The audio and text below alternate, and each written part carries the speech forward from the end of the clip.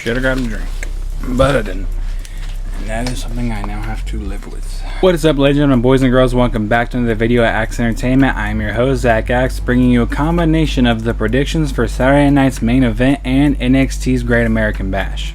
So far, we have 5 matches announced for Great American Bash, and I believe that will be the entire card, while only having 3 matches announced for Saturday night's main event. So in the event that we have any more matches added to either of the cards, I will leave that in the comments. Then when I do the ranking and review, the R&R, I will of course say if I got the predictions right or wrong. Let's go ahead and start with Saturday night's main event. Since we only have 3 matches announced, we're going to go ahead and start with Gunther versus Goldberg for the World Heavyweight Championship. Now this match is a match that's got me scared a little bit.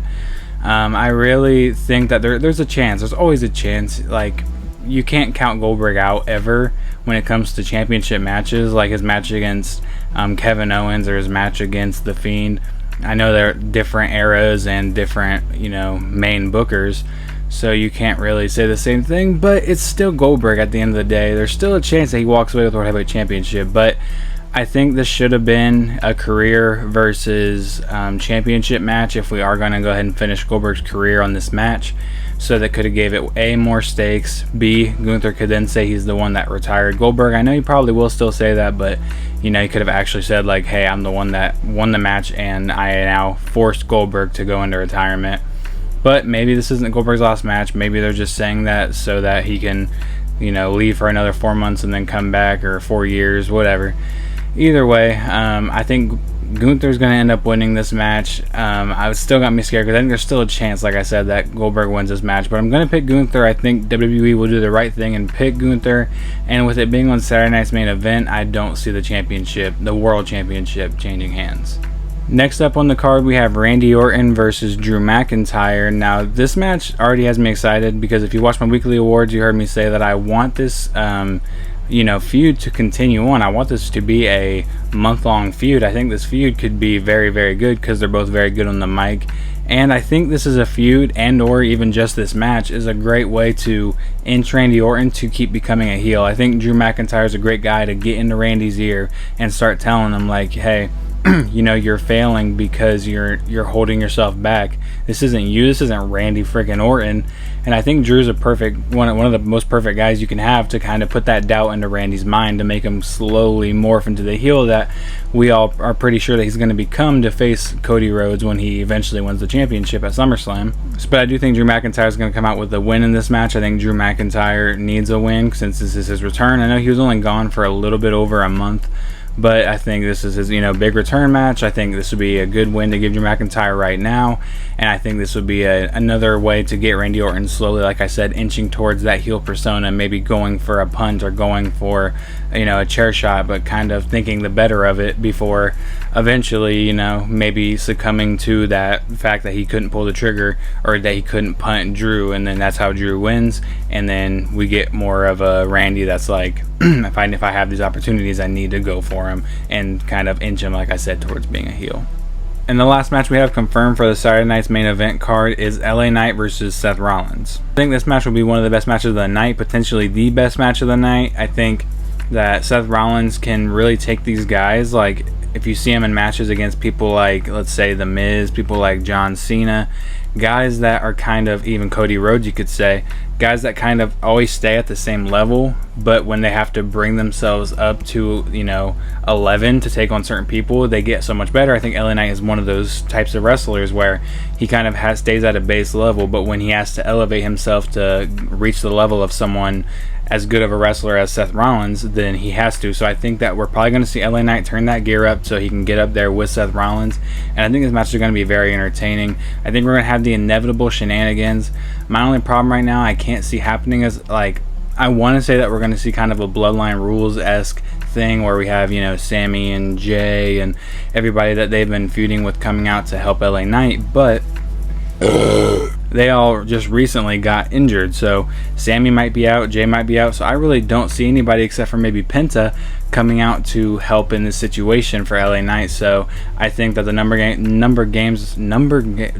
oh my god, I think the numbers game is going to catch up on LA Knight, and I think Seth Rollins is going to pick up the win here. Getting in the second part of the video is the Great American Bash. I really went back and forth on which ones of these I wanted to give predictions to, but I thought Evolution deserved a standalone predictions, while these two I think can be lumped together since they're on the same day. But we're going to go ahead and start with Javon Evans versus Jasper Troy. Now, I think Javon Evans should easily win this match, if you ask me. Not easily like in the sense that he should easily, you know, pick up a win over him. I think he should easily be the person to win this match, if that makes sense.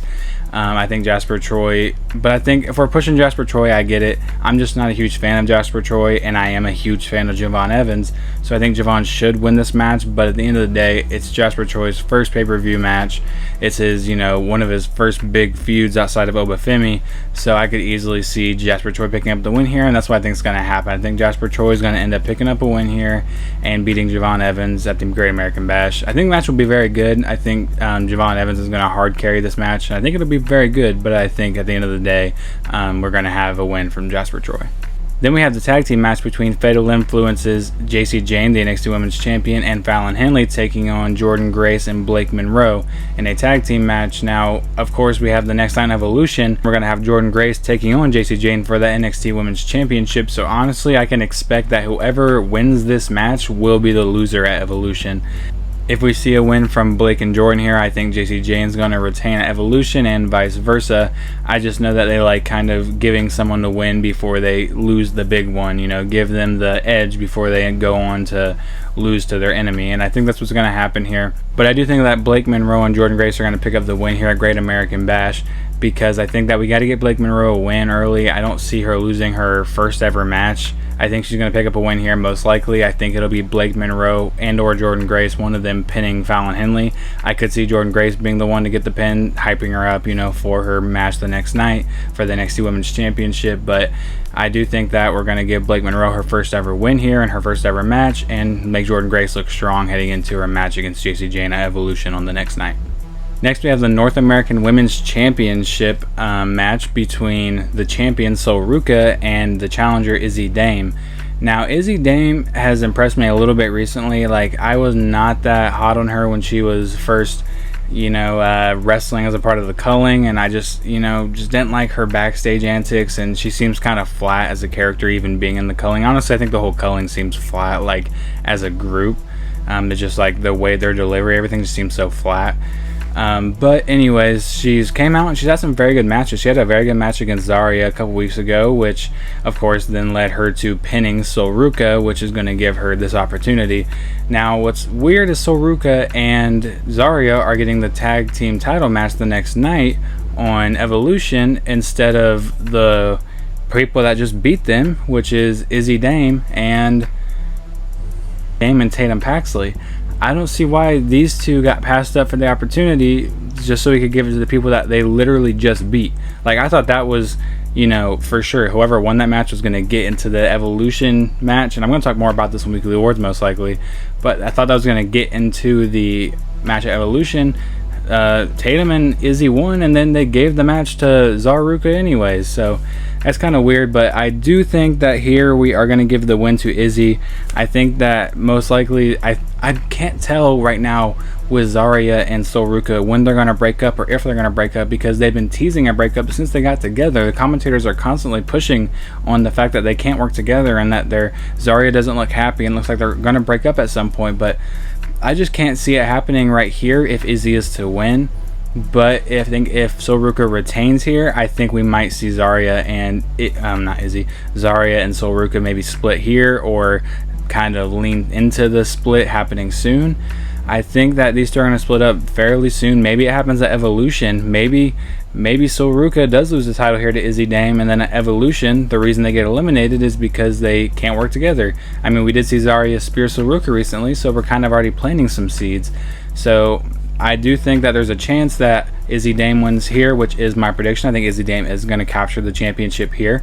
And then I think the next night there's a chance that we see a breakup between these two in the women's Fatal 4-Way. I do think this match is going to be one of the best matches of the night, though. I think this match will be very good, and I'm excited because I think this could be Izzy Dame's best match ever, as long as she can keep up with Sol Ruca. Next up, we have the match that I think is going to honestly steal the show. I think this match will be the match that makes everybody get out of their seats the most. I think this match will be the most exciting match, and that is the Falls Count Anywhere match between Ricky Saints, the former champion, and Ethan Page, the current champion, for the North American Championship. Now, we've already seen this match, and it was a great match on NXT when Ethan Page took the title away from Ricky Saints, and we've kind of been having the feud continue in different ways. Ricky Saints just beat all three members of the Vanity Project in a pretty decent match on NXT to earn this opportunity.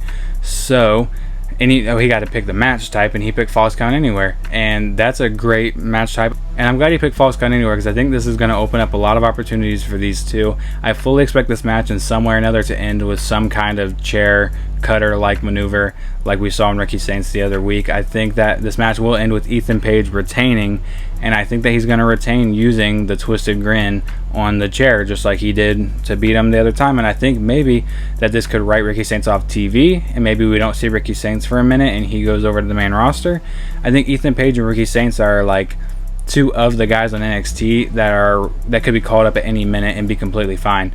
I think both these guys are seasoned enough. I think both these guys are good enough, and I think easily they could both be in the main roster tomorrow and be phenomenal up there. So maybe this is where we write one of them off to go to the main roster. Maybe this is their big send-off away from NXT. I would say maybe Ethan Page first, since he's been there longer. He's had more opportunities to do stuff, while Ricky Saints kind of just got there. So maybe we give the title back to Ricky Saints, and then in response we send Ethan Page to the main roster, which I think would be completely fine. But I do think Page is going to retain here, and like I said, I think this match is going to be match of the night. So we'll see if I was right or wrong come the day after.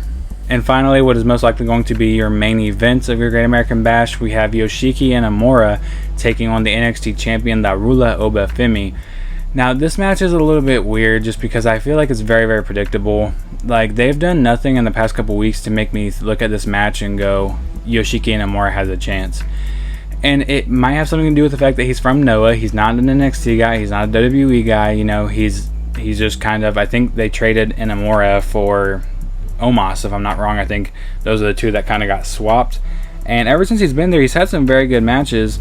But I think Inamura, definitely, I really like him in NXT, and I wouldn't mind if he stayed in NXT. So if he's going to stay in NXT or WWE in general, I would be completely okay if he wins the championship here, because he's been presented as a big threat. I mean, he has beat, Trick Williams, and he did knock off Jasper Troy, which is another big threat. But for some reason, it's just he doesn't seem like they presented him as a big threat, but he doesn't seem like a big threat at the same time. So I can't really see Inamura winning this match. I think this match will be very good. I don't think it'll be match of the night, but there is a potential because I think Inamura is very good. He's just kind of stuck in only doing one half of the work because he's usually in a tag team match. I think now that he's going to be in a singles match, he might have a really strong chance to shine against one of the best wrestlers NXT has in the champion Obafemi. But I think this will end up at the end of the day just being Obafemi retaining the championship in a pretty excellent match. Alright, so that's all the matches we have confirmed. Like I said, if they add anything else, I will leave it in the comments, and then when we do the R&R for both of these shows, I don't know if I'm going to do them together like I did this or separate. I don't know yet. We'll see how good the shows are, I guess, before I decide that. But we'll see if I got the predictions right or not. If you did enjoy, go ahead and leave a like, leave a comment, subscribe, ring the bell if you want to be notified whenever I drop a video like this one, and I will see you guys in the next one. Peace. This happened if I had real tough love, I'm bad at this, and now I'm bad for this. Narcissistic tendencies, I don't care about no one else. Narcissistic tendencies, I'm low, so set me on the shelf. Few people ever have my back, yeah, there ain't no doubt about that.